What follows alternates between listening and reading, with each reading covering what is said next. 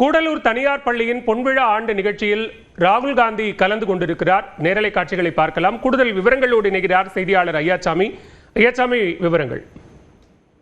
பாலவேல், நீலகிரி மாவட்டம் கூடலூரில் உள்ள ஒரு தனியார் பள்ளியின் 50வது பொன்விழா ஆண்டின் நிகழ்ச்சியில் பங்கேற்க மக்களவையின் எதிர்க்கட்சி தலைவர் ராகுல் காந்தி வருகை தந்துள்ளார். தற்போது விழா மேடைக்கு வந்த அவரை பள்ளி நிர்வாகம் மற்றும் ஏராளமானோர் அவரை வரவேற்றனர்.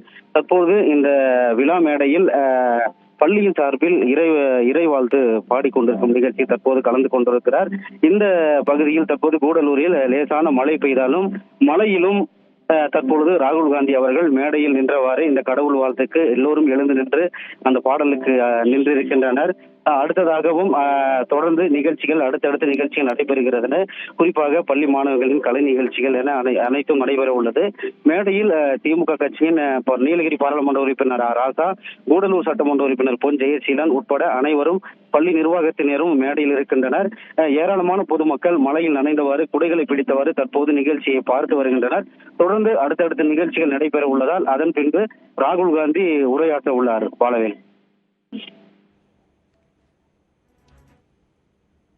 விவரங்களுக்கு நன்றி ஐயாசாமி.